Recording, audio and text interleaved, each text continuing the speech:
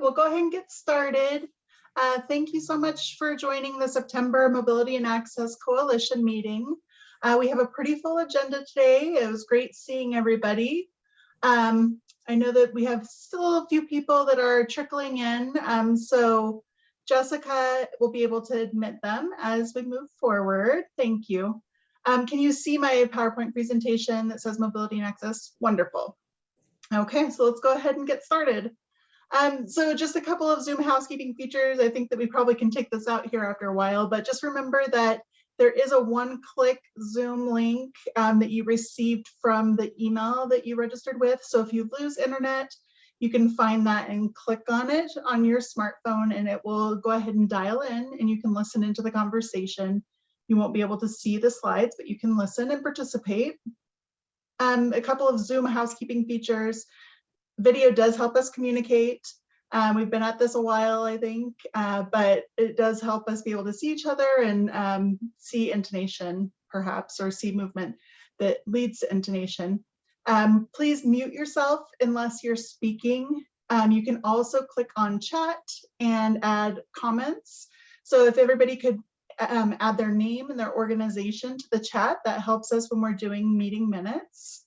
You can also click on participants down at the bottom and you can see who else is in the conversation. You can click and see that we currently have 30 people on the call.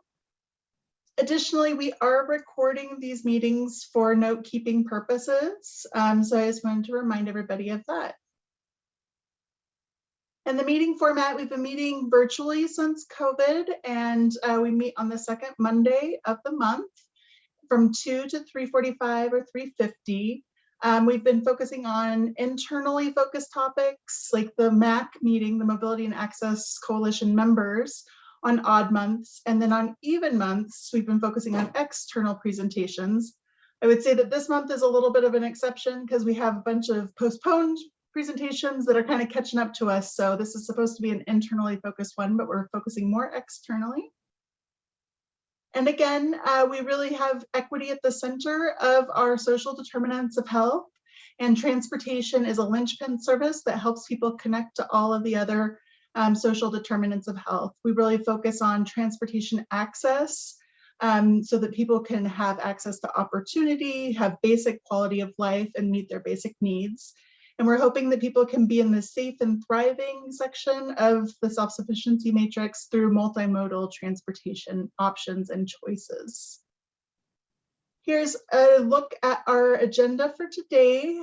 So we do have 4 updates: the Can Do Colorado e-bike share program, the 287 bus rapid transit feasibility study, an update on the Mobility and Access Coalition 10th anniversary celebration, and an update on the City of Lafayette's multimodal transportation plan public engagement opportunities. And then we're going to transition into presentations. We have a wonderful presentation from Darcy Hitching on the Boulder County School Travel Study, and Anthony Pratt, and I think maybe Aiden Johan here for the Forward 42 presentation. It's good to see Aiden back in the list of participants. If you all know, he's one of the Mobility for All alumni that we had him here for about a year and a half or so. And finally, we'll end on the planning session with the Area Agency on Aging. So Lindsay Neville has put together an engagement session for us. Does anybody have any questions on our agenda before we dive right in? Okay. The first one we have is the Can Do Colorado, and I saw that Kevin was on the call. Kevin, I'll go ahead and turn it over to you to talk about this. Thanks, Angel. Well, welcome everybody. So my name is Kevin Kraus. I'm the general manager of Boulder B-Cycle, here in Boulder Bike Share Program. And Angel, is it okay for me either to share screen or put a link in the chat to this program I'm talking about so people can have it? I think you're muted, Angel. Yeah, thank you. Yeah, I just stopped sharing the screen if you want to share your screen. Okay, sounds great. Well, let me go ahead and do that real quick. Basically, what I want to just briefly talk about today is this Community Cycles and Boulder B-Cycle Can Do Colorado e-bike share program. So if you're familiar with the e-bike program that Community Cycles implemented, basically they were giving 50 e-bikes to qualified low-income applicants to use for work-related travel. We also have a lesser-known part of that program that is about giving free access to the Boulder B-Cycle e-bike share system. And so really we're going with these requirements just being that we're asking participants if they would use bikes for work-related travel. It does not mean they can't use them for personal travel, meaning it's fine if they use them for personal travel as well. So basically, this would be an excellent program to try to direct people to if they believe that they are qualified and would use free e-bike share access for work-related trips. I'll say from the people we've had apply so far, we have a mix of people who anticipate using it in kind of a door-to-door format. They live within the footprint of the existing bike share system in Boulder and think that they would leave their home, use a bike, and get to where they work. We also have people who live either outside the system footprint and think that they would, when they travel into the system footprint, check out a bike. And then other people who are thinking that they would actually use it for, like, maybe they get to work, car, bus, carpool, van pool, and then would use this for errands they have to run as part of their job during the day. So we've had all of those use cases highlighted in our applicants so far. We have about 20 spots available still for this, but we've actually been moving more slowly than we thought we would to fill all of those up. And actually, let me go ahead and just plop oh, Angel, thank you so much for the links. I really appreciate that. That's exactly what I was going to do. I just talked about the program for a moment. Does anybody have any questions about this program or how someone would apply or use it?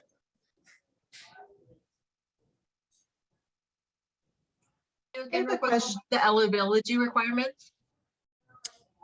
That is a great question. I need to defer to Community Cycles on this. Does Sandy from Community Cycles happen to be on the call? I am. So we are saying that this is geared towards low income people, wherever they reside. We are leaving it somewhat more as self-identified low income. So we don't have a specific number. But if it's helping somebody out with their commute and they self-identify as low income, then we're good with that. Great. I had a question to follow up. What if somebody already had a membership and they were doing kind of pay by trip and they wanted to sign up for this? How would they transfer their account to this? Angel, excellent question. So by going through this process, honestly, all of these applications are coming into me. The application barrier to this program, in my opinion, is pretty low. It doesn't take very long to fill out. And as long as it's kind of clear that the program would benefit the applicant, I send all the registration to them, all the registration info to them. Of course, I'm happy to lend assistance if people need it. And one of those special cases would be if I see someone's name come through, I'm checking all those existing accounts. Somebody already has a Boulder B-Cycle account. I'll go ahead and note that for them and ask if they want to keep using that account, at which point I could expire and even do a prorated refund if they were paying for something out of pocket for whatever use was left on a paid account that they were using before. So somebody can use their existing account. We'd just be really canceling whatever membership type they already had and asking them to join through this program. Okay, great. Well, how long should we be promoting this program? So should we include it in our newsletters and social media posts for quite a while, or do you have a time limit? I would say we are really hoping that we can make a push and complete enrollment. I would say maybe let's say before the end of October. If it happens sooner, great. And honestly, we have something of we already have some identified funding that would let additional people continue to access the system for free, even if we had applicants above and beyond those funded under the Can Do program. And I say that just in case there's any concern, understandably, about inviting someone to apply for something and eventually being told, I'm sorry, there's no space in this program.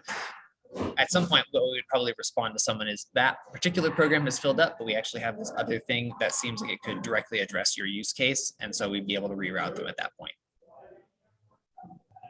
Okay, wonderful. And I believe that we included the links in our Mobility for All newsletter. So if you forget to save them from here, definitely go look there in your inbox. Does anybody have any last questions for Kevin from B-Cycle or Sandy from Community Cycles?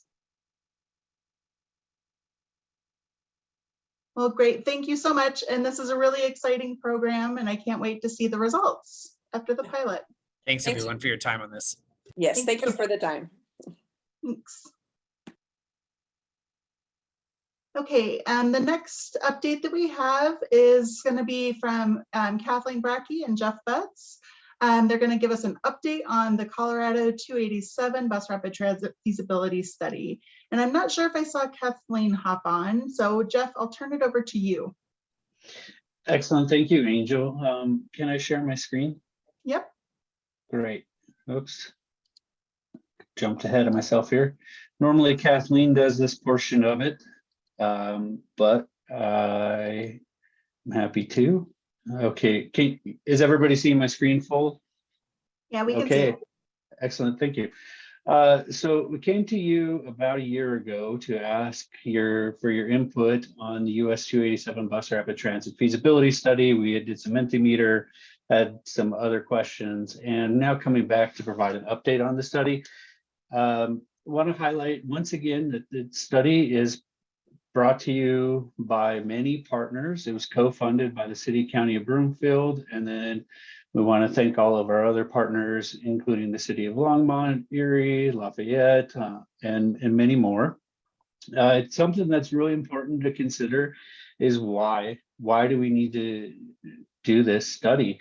And well, really, we have a large growing population, and with that comes increased traffic and air quality problems. And so to help address that, in 2014, RTD created the Northwest Area Mobility Study, which set forth a network of transit in the Boulder County region, the Northwest area of Denver.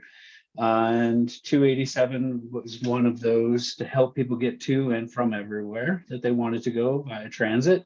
So, Hey, Jeff, I just want to let you know that I think your Zoom boxes are covering up part of your presentation. oh no. Go away, Zoom. Anybody know how to get rid of this? Hide. Nope. Sorry. Okay, there we go. Is that better? There's still one big black one in the middle. Oh, there you go. Perfect. Okay, great, excellent. Thank you, Angel. So moving along here. There's been a lot of study that has been conducted since the Northwest Area Mobility Study, including in Longmont, in Broomfield, Boulder County itself, and continuing regional studies. And the reason this is so important is because this corridor is where the people live, and they're located along the corridor. You can see with these heat maps here, this section, this corridor is projected to grow faster than the region as a whole, 75% growth versus 47% growth. And then the other important aspect of this corridor is that only 20% of people or fewer are accessing it by car. So most of the people are transferring from another bus or walking or riding their bicycle. So now I'll get into the study itself to give you sort of a refresher. There was two portions of this. We had primary area between Longmont and Broomfield where we could do operational and capital investments, and then looking at connecting services to Fort Collins and Denver. We took public input from this group as part of that. We also had technical and elected official input. These were some of the themes that came up. You can see connectivity, multimodal, and reliability. One of the another area that came up is safety. And so that's something important. So now I'll get into the analysis and recommendations. The first thing that we did coming into the study was create a stations area toolkit to help make the areas around the stations more comfortable and inviting for individuals.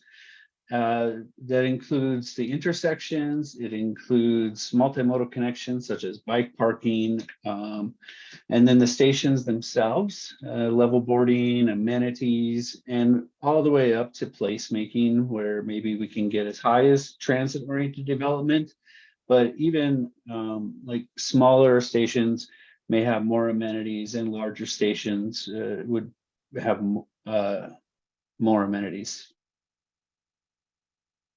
So that have more. Here's a map with the different routes. It looks like a subway map. It can be a little bit confusing. North is to the left. And so the thing I really want to show here is that the study recommended 3 different routes: a long route from Fort Collins to Denver, a core route, medium from Longmont to Broomfield, and then a short route really for the medical services from Lafayette into Broomfield. And then we looked at scenarios. So we have these different routes. Now, what about capital investment scenarios? Now, the first one was to do nothing, leave the roadway as it is now and the operations. The next thing was to invest in the corridor, invest in operations through increased transit service and station optimization. And then finally, looking at the stations themselves for that BRT experience and the queue jumps at looking at the intersections.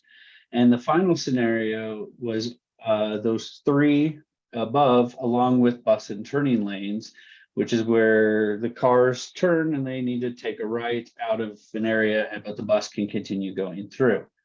And so looking at the results here, really, we started looking at the morning time, the nighttime in both directions. There's a lot of data here, so that's why I'm doing this.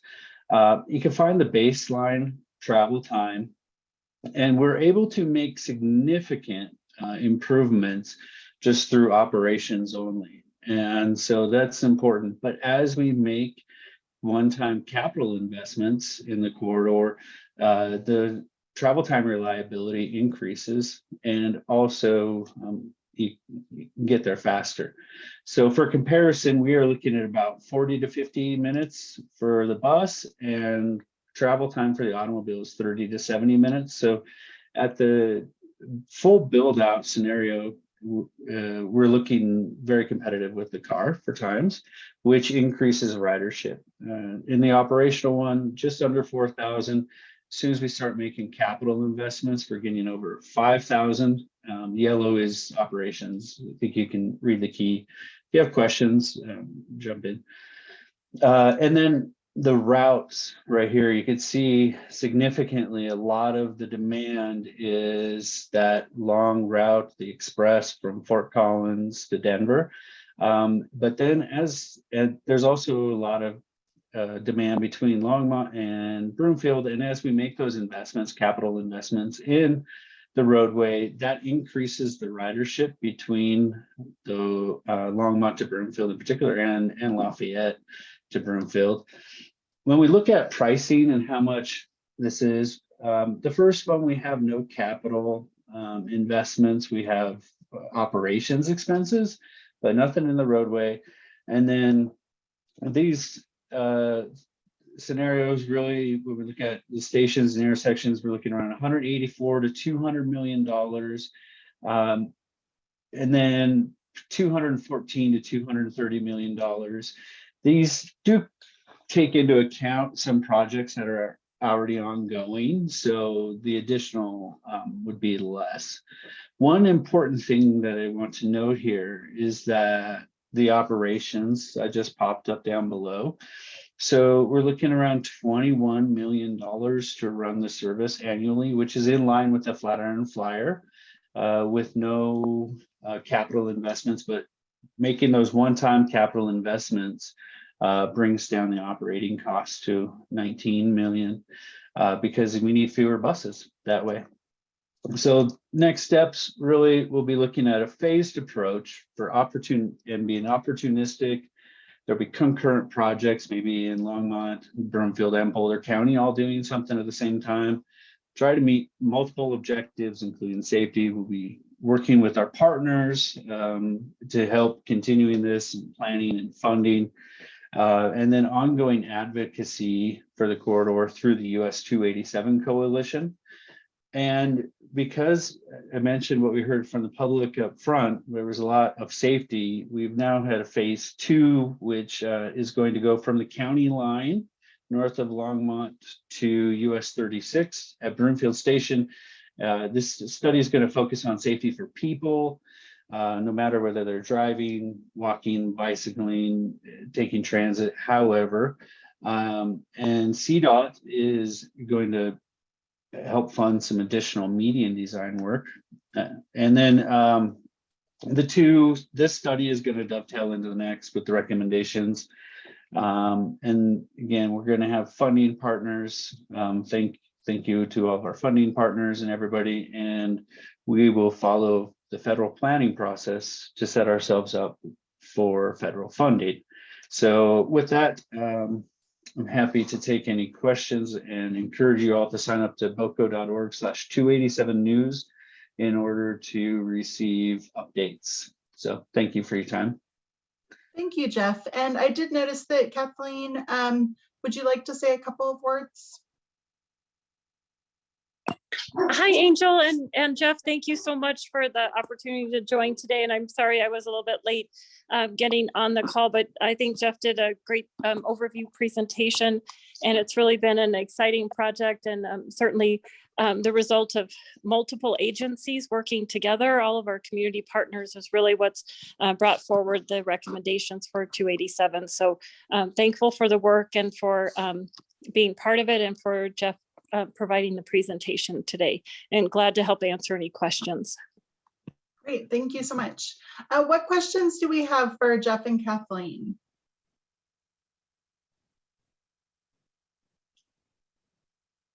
I guess I have one, Jeff. Realistically speaking, what's like the earliest that we could start having BRT service on 287?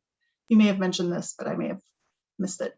Yeah, thank you. That's a really great question, and it's still an ongoing question. We're going to be meeting with RTD later this week, and that will be one of the topics that will be discussed, I'm sure.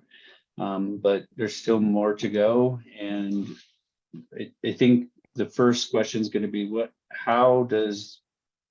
when the LD services are returned, how will this plan help with that, and then how we transition? So I think there's still implementation planning that we will need to do. But I'd also like to share that we are soliciting public feedback at this time. And please, I just put, chat. I'm going to put in the chat a address where you can go to see the study itself and provide comments. So, yeah. So Jeff, it looks like Elaine has a question, and then I will read off Brandon's question after Elaine. Yeah, Okay. hi Jeff, thanks for all this. It's great to see this happening. You know, I always think about Niwot and what our access is like. And I know there are other communities in the area too, where it would be great to have enhanced bicycle access, even just to get over to 287. So is that something that is in the books for, because I mean, obviously for somewhere like Niwot, we're more than a mile away, but we're bikeable away. Yeah, and the Niwot Park and Ride is a pretty busy one. And so people are utilizing the transit services there. Broadly speaking, at a high level, the station's area toolkit identified connectivity, bicycle, walking connectivity to the stations. But in this next phase, we will get a little bit deeper detail on where pathways could go, what could look like. Niwot itself is challenging because of the narrow right of way and because you have the ditch along the one side of it. But yeah, I can definitely see that the need there.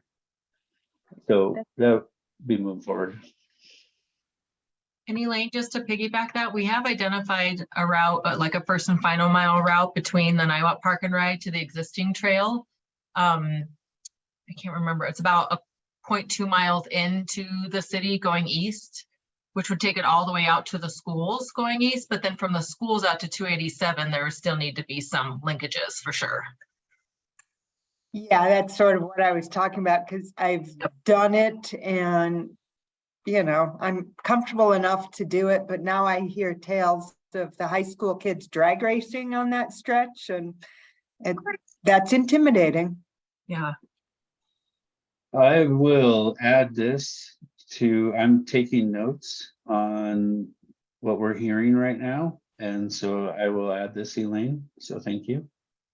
And Jeff and Kathleen, Brandon from RTD asks, like, what if there's a preferred option that the county is hoping to implement? I don't know if it's early or if it's too early to say that, but do you all? I guess I don't exactly understand the question. Of the three options, or like 3+, which one is our preferred option? Yeah, all of them to do. So I guess the way that this really was built was these were scenarios for modeling.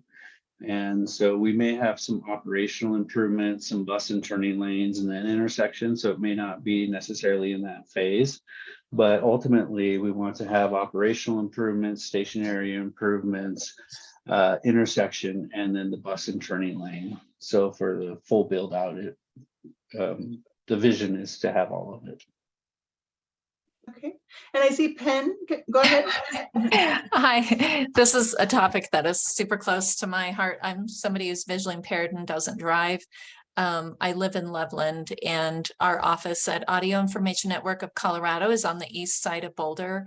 And for me to take public transportation there would literally take me 2.5 hours. And that's if everything lined up, right? Which rarely happens.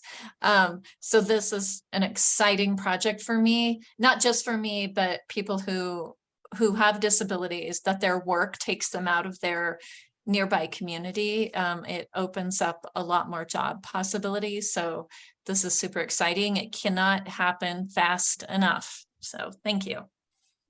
Thank you very much, Penn, for your contribution, for your comment. Anybody else have any last minute comments, questions for the 287 team? Well, thank you very much, and looking forward to getting regular updates on this as you all find opportunities to improve the corridor. Thank you, and please visit boco.org/287news to stay up to date as we move forward. And thank you for your time. Thank you. Great. Everyone. Great. And then next on our agenda is Jessica. I'll go ahead and turn it over to Jessica Viana Sanchez from Mobility for All. Yeah, thank you, Angel. Hello, everybody. Good afternoon. For those of you who don't know me, my name is Jessica Villena Sanchez. I'm the newest member of Mobility for All. I joined the team as a bilingual mobility planner, and I'm very excited to be here. I'm also very excited to share some fun news with you. I've been supporting the team with the organizing and the planning of our 10th year anniversary celebration. So I'm here to ask you two things. First of all, save the date. We're going to be having our fun event on November 3rd from noon to 3 p.m. We were originally thinking about doing our 10th year anniversary on October 10th, but at the same time that we meet because that was a Monday. But it is Indigenous Peoples Day, so we thought it's important to celebrate that day. And I know also for some people they have that day off, so we had to move it to November. And I'm gonna put in the chat 2 links.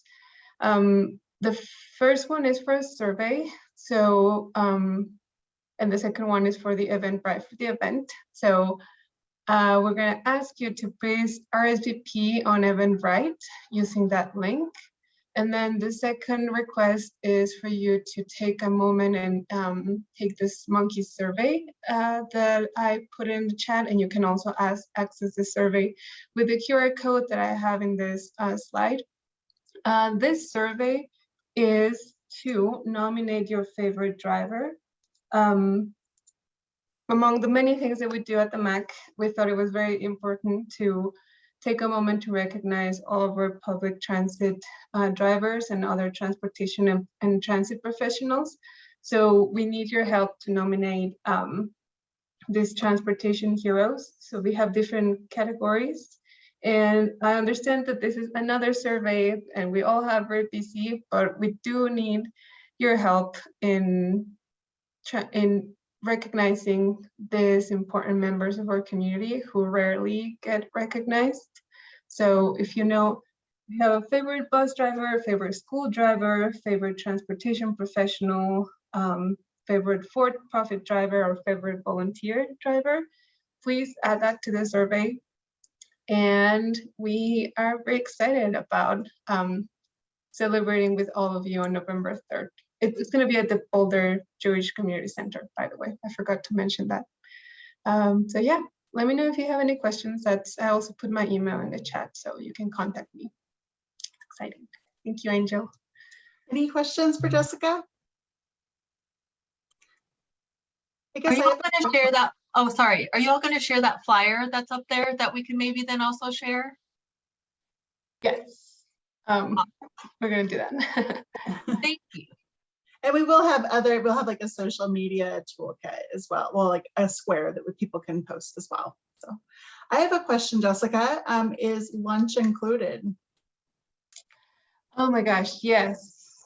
And so we're gonna have the nominations, but we also are gonna have lunch, and we're in the process of selecting that. But I can say that because of feedback in previous meetings, we are trying to get mac and cheese in some capacity within the menu.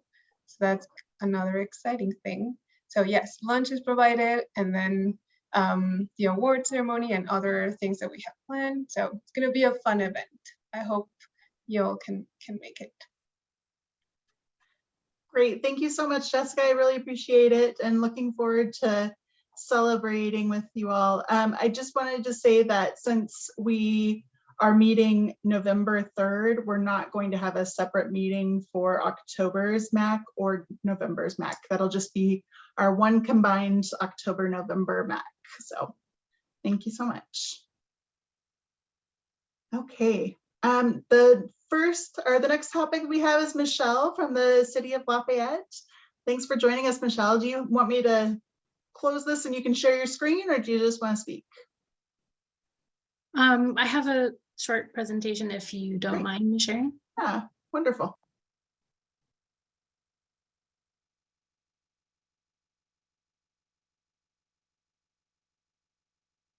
You should be able to share now.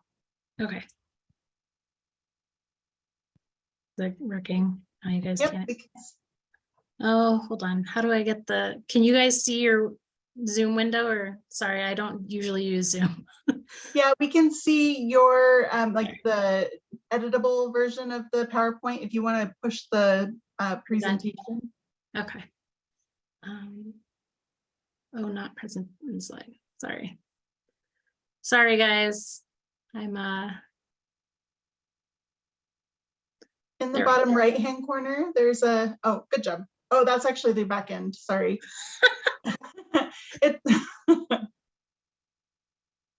All right, this one.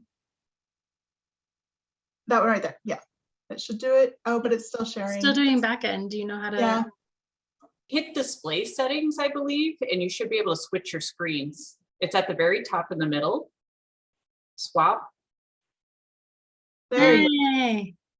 Do you guys see the right screen now? Yep, Lindsay to the rescue. Thank you. Thanks, Lindsay. All right. I will try to keep this brief. There's a lot of information here, and I've got some information at the end if you guys would like. So I'll do about 5 minutes on our draft planning framework, and then I'll do about 5 minutes on the creation of our modal plans. And then I'll finish up with community or next steps for community engagement. Our guiding vision is that Lafayette creates and maintains a multimodal transportation network that is safe, reliable, and accessible by all. The network provides connections to local and regional destinations while respecting the natural and built environment. Hoping that most people are familiar with the planning framework, but you have your guiding vision, and then you have goals, strategies, and actions below them. So we had a relatively elaborate public process for our goal areas in the first round of our public engagement. We went out to City Council, we did statistically valid survey, We had input from our comprehensive plan and other city plans, including Boulder County's overarching plans. We had input from local boards and commissions, and then existing condition data, and it came up with 7 goal areas. They're alphabetical, not by importance. So they are collaboration, connectivity, efficiency, environmental, equity, safety, and state of good repair. The modal plans, as you guys, as you all may be aware, the historic approach to creating street types was based primarily on vehicles. So we used the number of traffic or number of cars on the road daily, the ADT, the number of lanes, the capacity on the roadway, that's the volume to capacity ratio, and travel speeds. There are the new approach, which is the complete streets approach, which is used by DRCOG, is to use all of those basic vehicular data, but to also add user multimodal priority, the allocation of right-of-way, what your adjacent land uses are and the access to those, the roadways connectivity to local roadways, to other, how much through connectivity it has, and then the trip length on the roadway. So we took a variety of different road types that we thought best fit Lafayette. Most of them are from the DRCOG complete streets types. And then we took another couple from, I believe, Massachusetts. We took the main streets and industrial streets are not from DRCOG, but the rest are. So your local streets are very similar to the local streets now, except what it does is it takes a higher bike and ped priority, and then it basically says your transit and your vehicle are low and your freight is no priority. The neighborhood connectors and the community corridors are very similar to your collector roadways. They start to see higher connectivity, higher trip length, lower access. And so those will make connections between your local streets and your larger roadways, like your state highways or Baseline Road, for example. The community connectors and regional connectors are your minor and major arterials. You start to see a slight decrease in the pedestrian and bicycle priority, from a high priority to about a medium priority. And then you start to see an increase in your transit, in your freight, and in your vehicle. And then the regional connectors are basically your state highways. Lafayette really only has a few main streets, but the best example that most people are familiar with is Public Road. And then we have a small industrial area, which is out by Sten. So after we sort of set those street types, then we started trying to look at our roadway network from the lens of each of the from each of the modes. So we took our baseline data and then we added in technical analysis for all of those things we talked about earlier, like access, connectivity, trip length, that sort of thing. We took feedback from the community from our first sessions, and then we layered all of these on top of the modal networks. And so really what we started doing is we started drawing out our first stab at what our bicycle network should look like. The red lines on here are your community connect corridors. So those are like your local connectors. So that the main east-west connector through there is Emma. You'll see that is sort of the backbone that's not a very major roadway like Baseline or South Boulder Road that we'd like to start establishing bicycle and ped connectivity on there. There's already a fair amount of bicycle and pedestrian connectivity on Emma, but we'd like to make it more comfortable. And then we started just using Emma, like we'll take the community corridor, and we'll start looking at where we need to make connections to other pedestrian and bicycle generators. And so we tried to really use the existing grade separated crossings that we have across 287. So that would be Emma, and then you'll see the you can see the ramps to the pedestrian overpass that line up with Kimbark Street. So we tried to really build off of those and connect schools like Angevine on the west with most of the population that does not have bus services on the east side of town. And then how we'll go about implementing this. This is just a snapshot from the FHWA bicycle selection guide. So once we start choosing our priority corridors to look at, we'll do studies based on the vehicle speed and volume, and then select the speed or select the facility based off of the conditions. So you can, as you can see, anything that's under about 3,000 cars daily and anything below 25 miles an hour does not need a separate facility. As you get in that 3,000 to 6,000 range and up to about between 30 and 35 miles per hour, then you're looking at preferable buffered bike lanes, and then anything above those conditions would require a separated path. We took that same approach that we used for the bicycle network with the pedestrian network. Again, acknowledging that all of the background roads are local roads, and so all of the missing links and all of the poor conditions on those local roads should still be a priority. But this is sort of above and beyond those. So we have Emma again, that same Kimbark corridor that connects to the overpass. And then we start looking at needing connections here, and I apologize because this map did not get updated from the map that went out to the public last week. But for example, you'll see this blue line that goes along Kimbark. We currently have a gap between that and a major pedestrian route around Spalding. So that we've identified that as a connection that needs to be made. So the current map that should be up on our website later this week will have all of those needed connections on there as well. And then our draft transit network.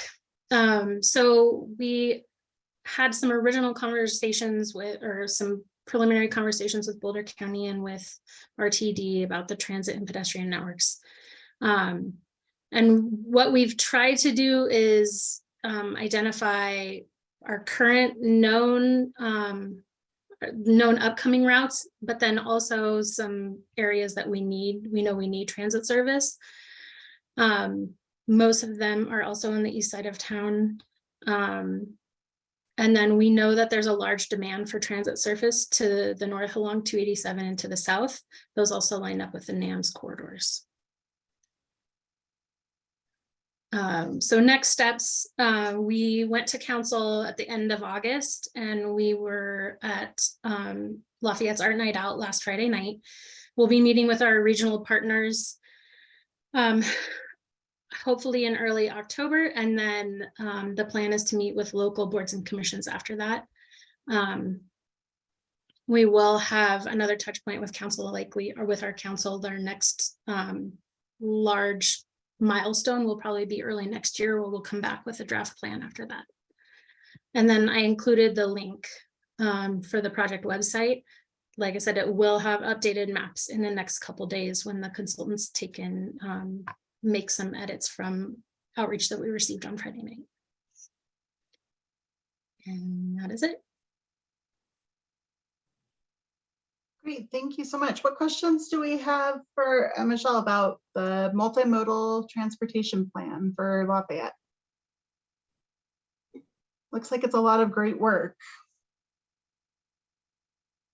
Darcy?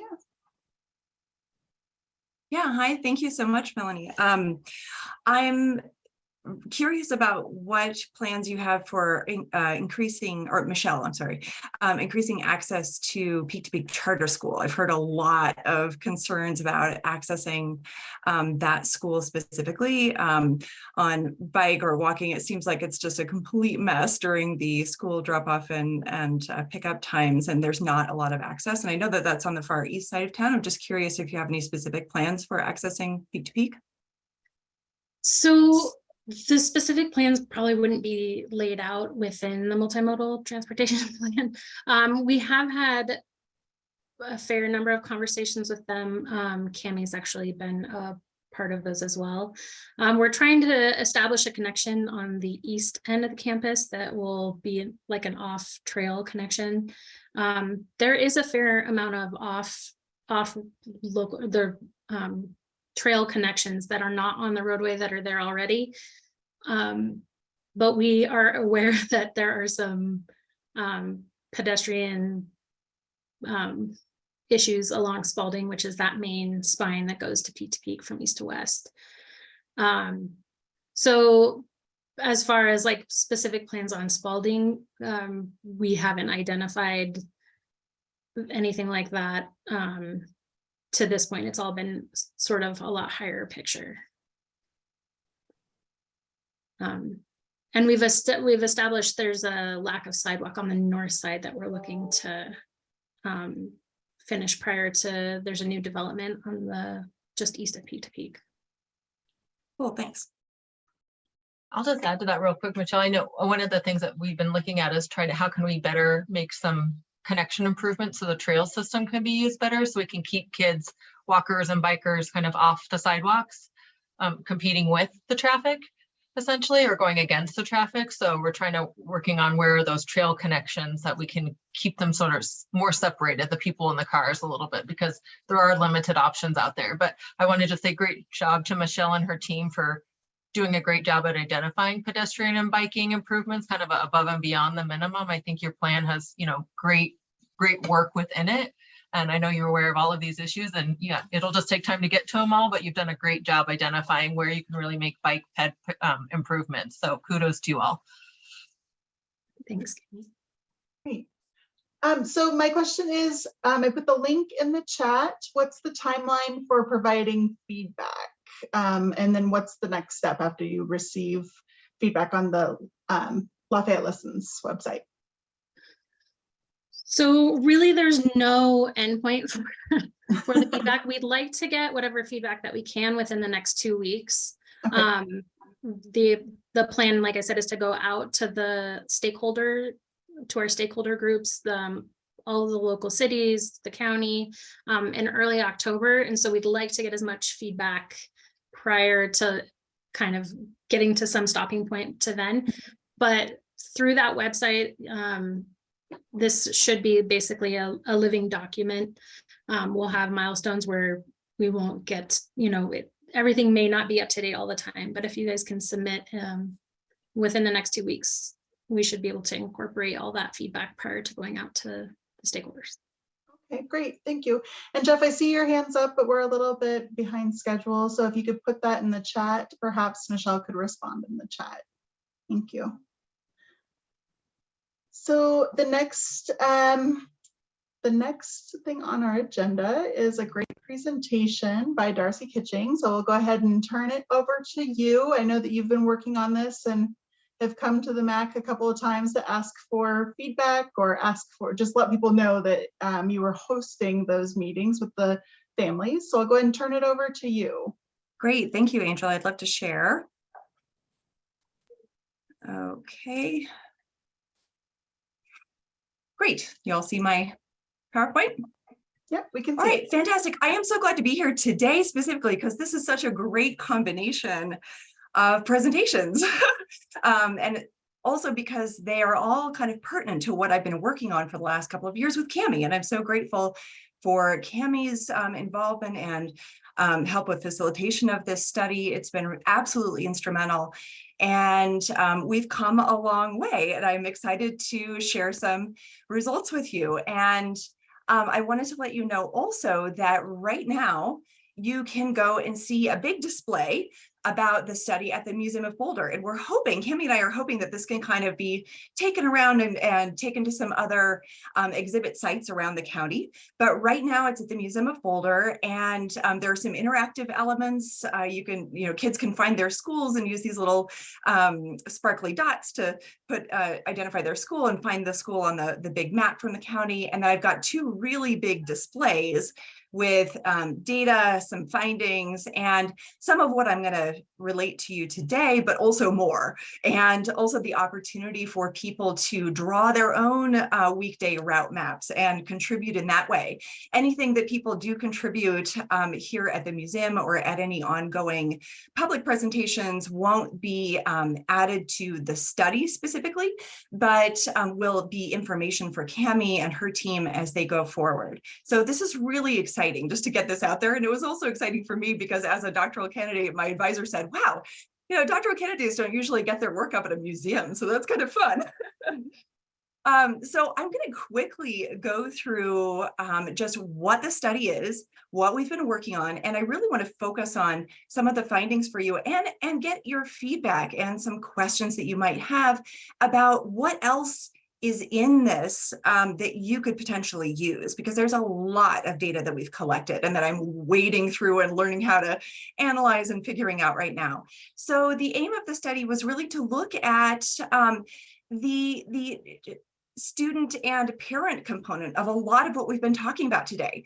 We're looking at access on different routes and through different corridors, but I'm looking specifically at students and parents and their adult caregivers and their issues with weekday transportation. And I'm using this kind of Safe Routes to School framework, figuring out whether more data essentially can help us make better decisions as planners. So I started, the jumping off point for this study was a parent study or parent survey that was created by the National Safe Routes to School organization. It's a very limited survey, and I learned from talking with planners around Boulder County that it's not widely used. And so I wanted to see if I could create something bigger, more informative, that could give us all richer and deeper information, and specifically intergenerational information. So I collected data from both students and adults all around the county. We advertised this study, the opportunity to participate in this study, very broadly. And we worked with Spanish language interpreters and put up, we reached out through social media, through printed flyers, through Cami's networks, through Angel's networks, through my own networks, and our partners Growing Up Boulder, and got great participation. And here's what it ended up looking like. So this is actually a 3-phase study. I'm just going to focus on phase 2, which was the public component of the study. We ended up doing 15 small group interview sessions all around the county, and with 44 families. So that was 60, let's see, I can't see, 47 adults and 62 students. It's on my other monitor. And we did 2 hands-on activities with everyone who participated, a kind of storytelling exercise where people built models and talked about their experiences, and also a map-based questionnaire that was very comprehensive, much more comprehensive than we would normally do as planners out with the community. So we met with people all around the county, again, at libraries, at community rooms in neighborhoods, at youth centers, in the Erie Community Center, a Boulder County office building, the Calwood Nature site, the Nature Center. And we also did several sessions online to make it accessible to people who weren't able to meet in person or didn't want to meet in person. And it worked out really beautifully. These meetings happened between last December 2021, and May 22. We ended up really hitting our goals. So in terms of both geographic distribution and also demographic distribution, and I'll show you that in a sec. We got people in the mountain communities of Lyons and Nederland, Lafayette, Boulder. Now, the gaps that you can see just by looking at this map of the house points are really Superior, Louisville, and Erie. And those, we tried, but the Marshall Fire was a big factor, a big impact on our ability to access Superior and Louisville families. And then in Erie, you know, we tried really hard and we just didn't get as much participation as we had hoped there. So families also represented, the families who participated represent a wide range of housing types. Everything from the kind of typical single family home that we have in the county. This is a predominantly suburban county. And so most of the participants did come from a identifiably suburban geography. But we also had multifamily residents of multifamily properties and also affordable multifamily and manufactured housing communities as well. So that was also a good breadth. We really wanted to have people in different types of housing represented across these geographies. And in terms of demographics, so what was really fascinating to me is that we, and actually this part of this was by design. So it was definitely by design that we wanted to oversample families of color, specifically Spanish-speaking families and lower income families. So we were successful in that regard. It was really interesting to me that we didn't get anyone in the median income range. So the median income for Boulder County is $87,476 for, I believe, a family of 4. And we didn't get anyone right in that gap. We had people below that and people above that. So that was interesting. You can see that the majority of our participants were under the median income. Most of them were employed. And the mix of housing types, again, here, most of our participants were renters. We had some in that mixed tenure that is characterized by the manufactured housing communities, and some people who own their homes. A really good mix of the demographics that we have here, the racial and ethnic categories that we have here in Boulder County. So I just want to jump to the results that we came up with. It was so fascinating. And I know that Cami, if you want to jump in at any point, just please do. We had such a great time doing this study because we got to play. We got to play with people all over the county.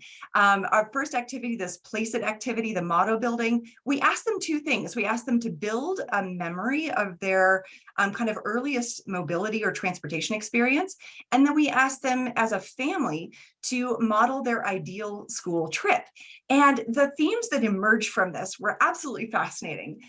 We had mobility memories, everything from an immigration experience to, you know, just being outside, just walking to school, walking with their parent, even some injuries while being active, which was very interesting. The majority of students who talked about being injured while being outside were in the northern part of the county. I thought that was really interesting. And then in terms of the ideal routes, people talked about these fantastic visions. You know, they wanted, and these are mostly coming from the students. So about 27% of students said, I want to get to school by, you know, hot air balloon or jumping on a series of giant trampolines or being instantly transported. Somebody mentioned the Harry Potter, like some kind of a key that you could immediately transport yourself. And all different kinds of flying experiences that could happen. But the majority of our respondents, so the adults and students both, really just want their everyday commute to be easier. They just want it to be more comfortable. They want it to be more connected. And this was particularly articulated by students. We heard them repeatedly say, I wish I could just travel with my family and my friends. I wish I could carpool with my friends. I wish I didn't have to go by myself. I wish I didn't have to get on the bus by myself. I wish I didn't have to walk or bike by myself. And so we actually saw a lot of students traveling by car, you know, and for a variety of reasons, but there was a real longing for connection, a real longing also for greater exposure and access to nature, more comfort, being separated from busy traffic corridors. Traffic came up again and again and again as a barrier to active transportation and just as a stressor in the everyday experience of getting to and from school. So in our second activity, this was an online map-based survey, a very comprehensive survey. We have so much data that I'm wading through. We provided tablets, but we also allowed people to use their own computers if they wanted to. And so they would place points for various indicators. And then we also started asking people to hand draw their routes. They would draw their routes in the online map, but we also asked them to hand draw, and I'll show you why in just a sec. Those hand-drawn maps really show the most detail, which I thought was amazing and just a really interesting indicator of the limitations of technology when it comes to understanding what people are going through, what experiences that they're having. So I wanted to show you the range of data that we collected in Maptionnaire, everything from the facts about where participants live and go to school, how they get there, how long those trips take, how they feel about their housing, their education, and their transportation options. There were two different versions. So students had a version and adults had a version. They were slightly different. They were completely different, but they were slightly different, age appropriate for the students and with some slightly different questions. We asked them what makes them feel safe in their local areas or unsafe and why. We asked them about how independent the students are allowed to be, how far they can go, and how comfortable both the students and the adults are in traveling independently, for students to travel independently. I wanted to just highlight a few quotes for you and show you something that might really just ring true with most of you on this call, because you all work in transportation, you see these phenomena all the time. And so what I really witnessed is something that is familiar. The lower income families are using more modes, right? They're traveling by bus, they're walking more, they're biking more at higher percentages than higher income families. And so what you have here is you see traveling by car represented across all the income levels, but isn't it interesting that the highest income families only traveled by car? And these are for their first trip, which includes the school trip. So those highest income families are traveling mostly by car. You see a little bit of walking, a little bit of carpooling, some of this walking in the median or the sort of the income group that encompasses the median. That walking is for recreation because those students are traveling by bus, so the adults can go out and get a walk once they send their child off to school. But this to me is really interesting because the lowest income families are using the most modes. And here are some quotes that sort of illustrate what that's about. So there was a mother who's disabled, and she really needs access to a vehicle because she just doesn't have access to the right transit or walking paths to get her child to school. And she said she hasn't been able to maintain her car. A Boulder Housing Partners resident who exclusively walks, bikes, and takes transit said, wow, having an EcoPass now is great because I used to have to walk a really long way before. And then I wanted to throw a higher income family in here. What's interesting about this study is this is a study of mothers. So we only had 4 fathers participate, but I wanted to quote this father because he said, look, I would take transit, but it takes too long. And I heard that over and over again. In these different types of geographies, trips take different amounts of time. So what's interesting here to me is that the urban families represented in this study are almost exclusively residents of Boulder Housing Partners communities. So they are primarily walking, biking, using transit. Some of them are driving, but so that's why this max length of trip is so high for the urban. As predictable, the suburban trips take the least amount of time on average because those trips are typically by car. However, those trips are, what we see is more chaining behavior. So we see moms in particular stopping more times, even when they're driving in those suburban environments. The suburban trips were exclusively by car. Except for some recreational walking trips, and the mountain communities exclusively driving long distances. Some quotes I wanted to share because these are it was so interesting to me. A mom who said, I would love to take transportation, but it makes the day really long. And I heard that from both students and adults. There's a lot of this trip chaining. So we might think of school being an A to B trip. It's not. The weekday commute that involves a school trip tends to be A to B to C to D to E to F. And this mom in the blue box here is splitting all those trips based on the time that she has allotted through her job. Can I have for just a second? Oh, yeah. Angel, this is Lindsay. My son is having a medical emergency and I have to go, so I'm going to postpone to next month. Okay. Okay. I'm sorry. It's okay. I'm Sorry, Lindsay. Oh, gosh. Are we okay? Are we okay to continue? Do you want to say anything or? I think, yeah, I have a chat for her. Sorry. about Okay. that. Okay, no, it's okay. I was sorry to hear that. Right, as mothers, we have a lot of responsibilities. And this mom in Erie, again, this is another, these 3 quotes are indicative of a lot of things that I heard from families. So this mom in Erie said, I got to grow up traveling independently, but I can't let my kids do that because the people driving their kids to school are making it dangerous for my kid to walk or bike to school.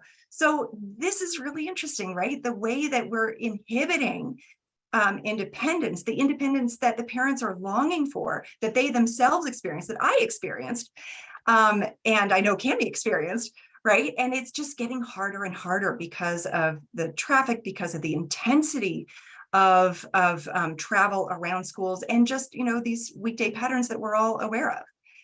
I'm a little bit low on time. I know that Lindsay's not going to be next, so maybe we can stretch it a tiny bit, but I don't want to stretch it too much. So I just want to highlight that like most students around the country, most students in Boulder County are driven to school. However, a much higher percentage of participants in our study walk and bike sometimes or always than across the country. So nationwide, only about 10% of students are walking or biking ever to school. And we have 32% saying, yes, I always or sometimes walk or bike to school. And then we have 21% who take the bus. And those overlap a little bit. Just quickly, I wanted to put in some student quotes here too, because access to after school activities is an equity issue. Although our student participants in this study were evenly split between neighborhood schools and schools of choice, the number or the percentage of those who have access to after school activities is really income dependent. So in the higher income groups, you see much higher percentages of students with access to after school activities. Now, this is a little bit complicated because look at this quote at the bottom. Here's a elementary school student from a family that earns $120,000 a year. And the student says, I have sports every day of the week, so I can't go to my friend's house. So it's like the student said, I want to be able to do something else. I have to go to sports. And this one in the middle, this Spanish speaking student, we allowed all participants to respond in Spanish or English. Also encouraged, not just allowed, encouraged and facilitated that with interpreters on site, and also the study was available in Spanish or English, or the survey. So this student says, I'd love to be able to do soccer, but I don't have transportation to get back home. And this student says, if I want to do something after school, it's all on me.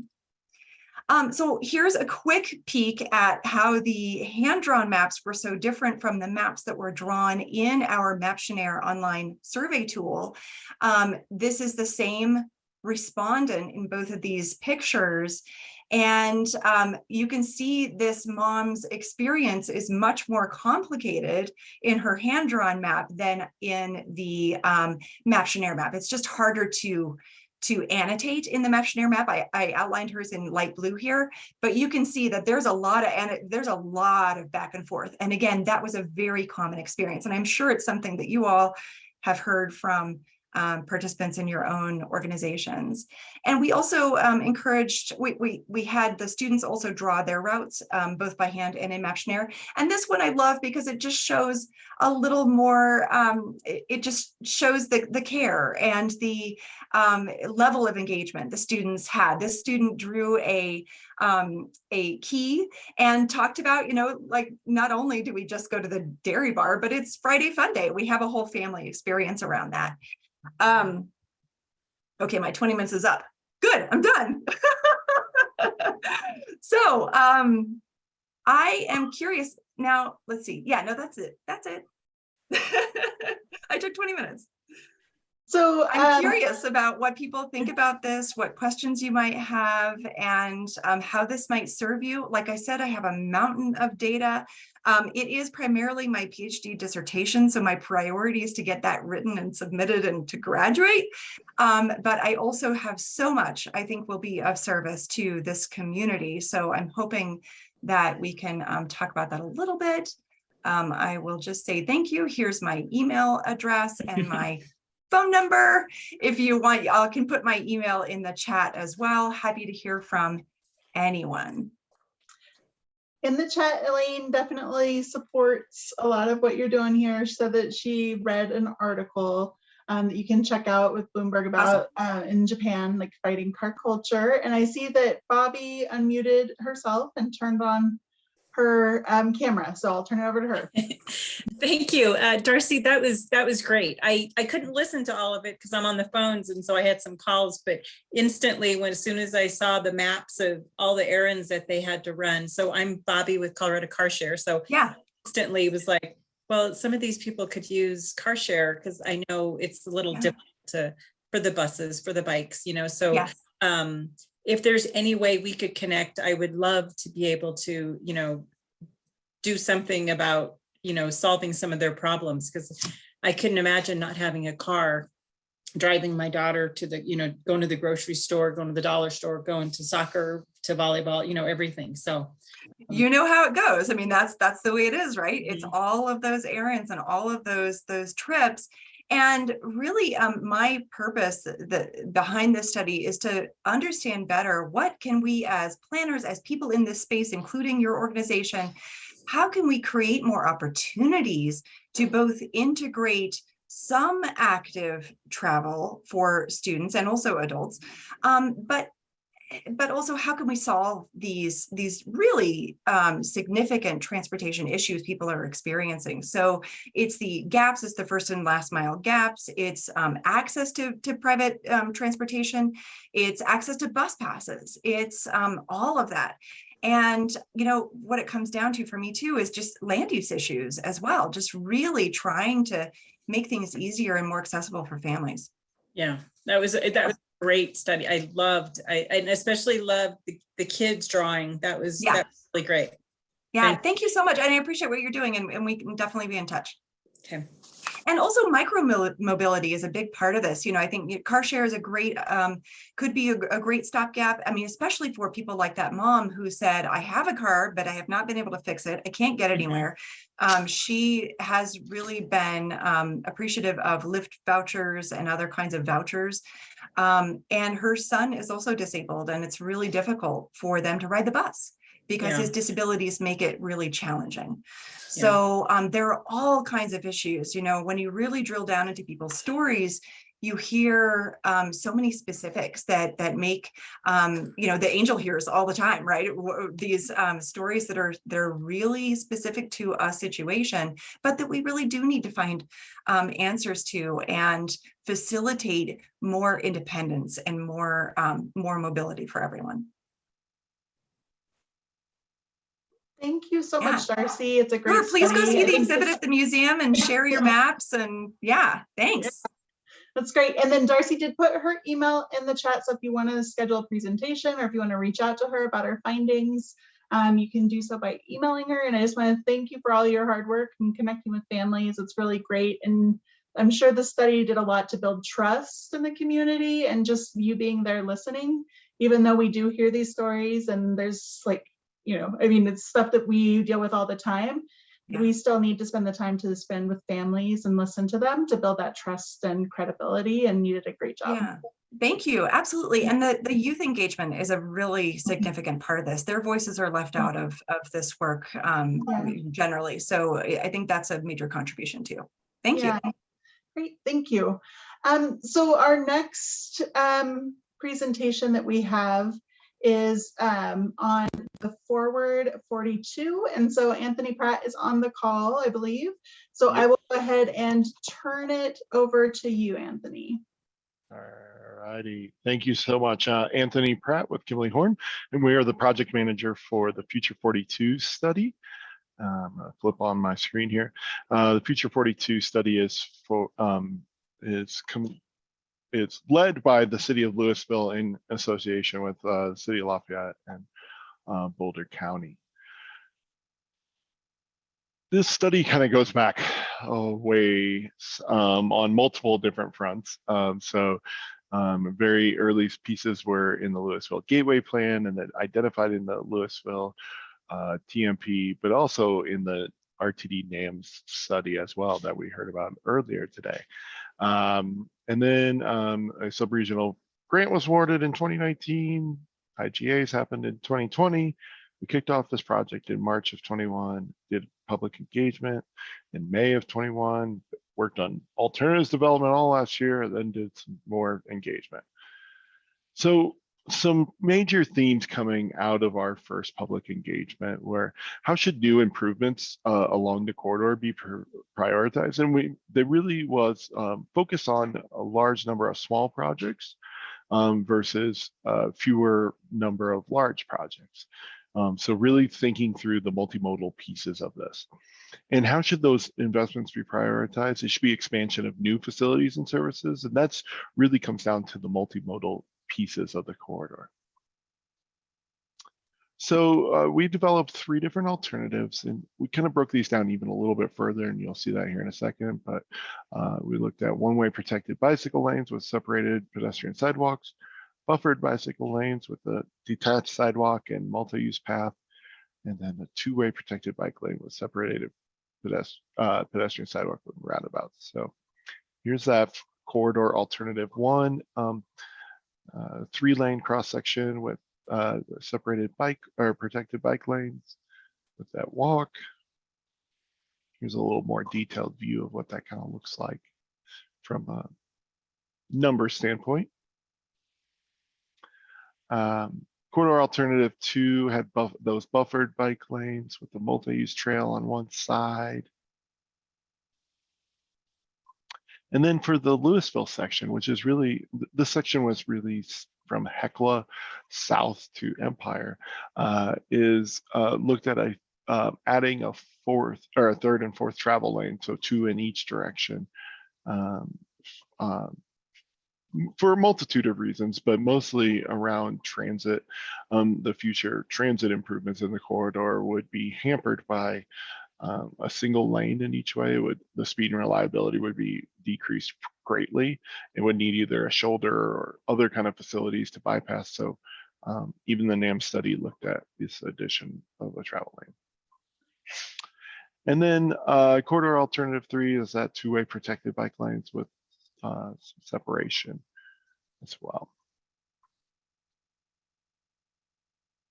One of the things I want to mention about alternative 3 is it also looked at some different intersection treatments with looking at roundabouts. So we were able to decrease a travel lane within the roadway cross section just because of that factor, which we'll look here next at the intersection alternatives. So breaking down those pieces, alternative 1 uses a bicycle protected intersection.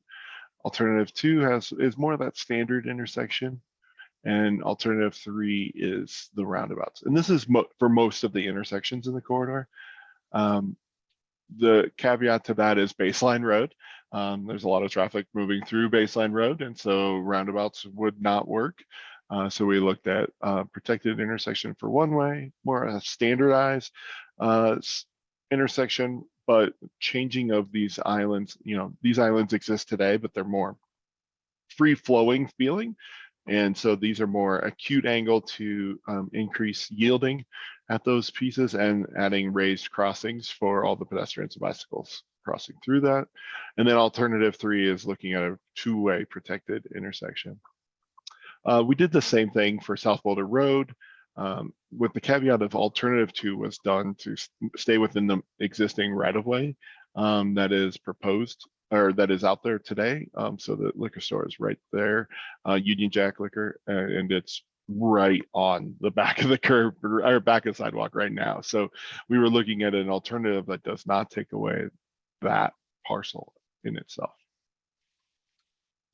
So if you're not familiar, what is the elements of a protected intersection? There's raised corners to protect people that are bicycling and walking to cross. and it helps open up the cone of vision by having that crosswalk and bike lane set back from the crosswalk. There's a great diagram in the MassDOT separated bikeway design guide showing what it's the view from a car looks like from crossing at like a standard bike lane versus a in a protected bike lane. Another key element is there's no right turn on reds. Right turn happens on an arrow if there's over 150 cars per day turning, which Baseline Road and South Boulder Road both hit those numbers. So the right turn movements would happen on arrow only in those intersections. And then you would also try to have a separate bicycle signal at the intersection.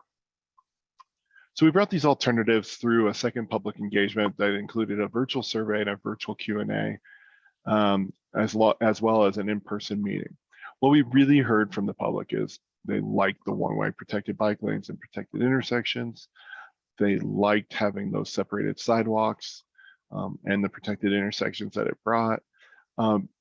They liked an alternative to at the big intersection or at the heavier roadways, those channelized right turn lanes. So as I said, you know, in a protected intersection, the right turns would have to happen on right arrow only. Well, it caused major traffic delays, and we showed some of that data. It would change the traffic congestion. I believe it was something like from 1 hour to 4 hours on Highway 42. It was we were talking right turn lanes were going to have to be up to 200 feet in length just to store the traffic to get them out of the way. So it was a very, while sometimes we don't want to do things that help out vehicular traffic, it was really going to hurt it. So in the end, it probably wasn't the most feasible ideas. And so they also liked having the 4 lanes from Empire to Locke just because of the flow that would happen. Our volumes are right at that cusp of you could go either way, but as I said, transit coming in this corridor was really going to be deterred from speed and reliability if we stayed in those single lanes.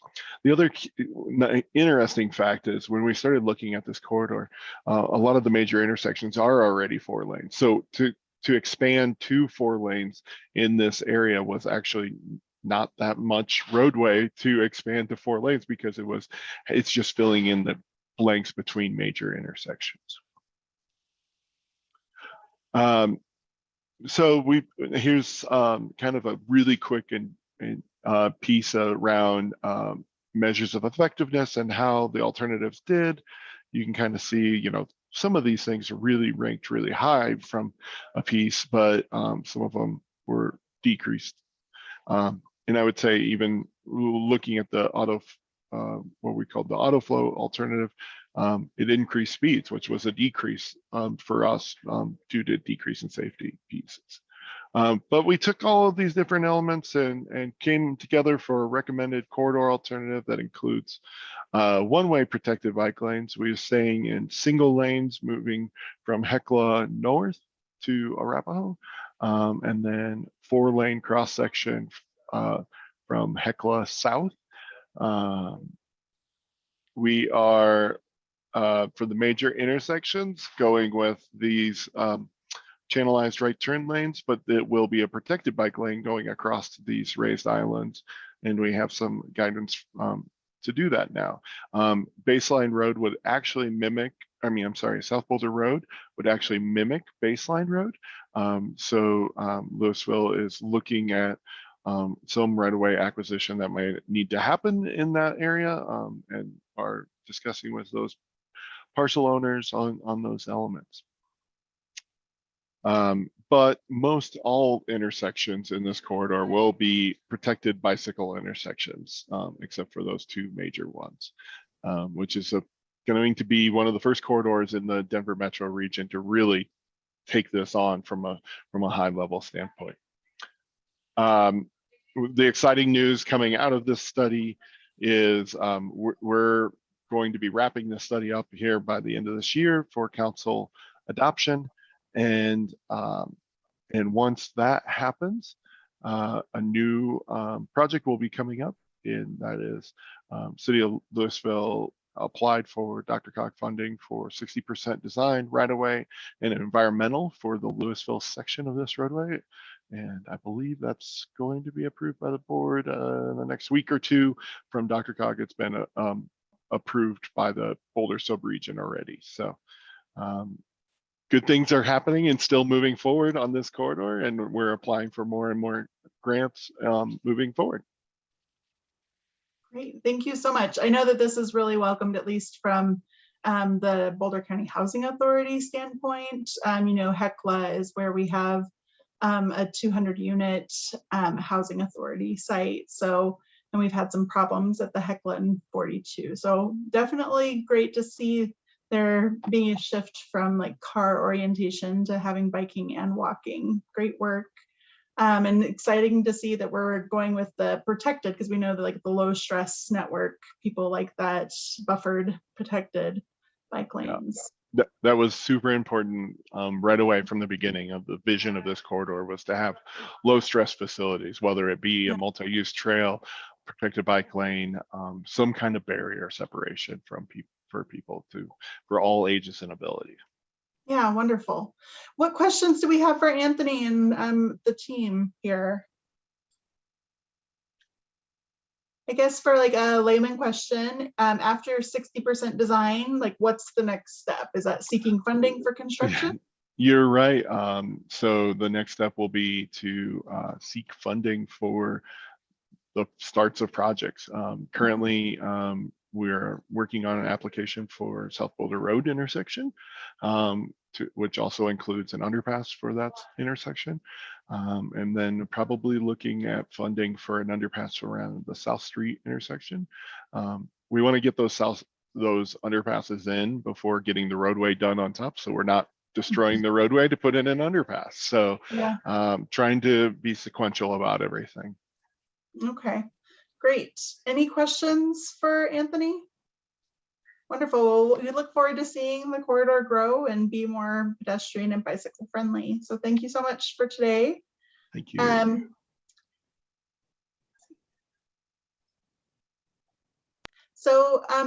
Since unfortunately Lindsay had to hop off, so we're not going to be able to do the Age Well breakout session, but we'll schedule it for December. As I mentioned earlier, the October and November MAC meetings are going to be combined into the 10th anniversary celebration. And I'm going to repost, if I still have it in my copy. Nope. I'll go ahead and repost the links that Jessica had put in the chat earlier. So please RSVP for the MAC 10th anniversary celebration and nominate people that you think should be acknowledged for their hard work behind the scenes. Thank you so much, and looking forward to seeing you all in November on the 3rd. Thank you. Awesome. Thanks, everybody.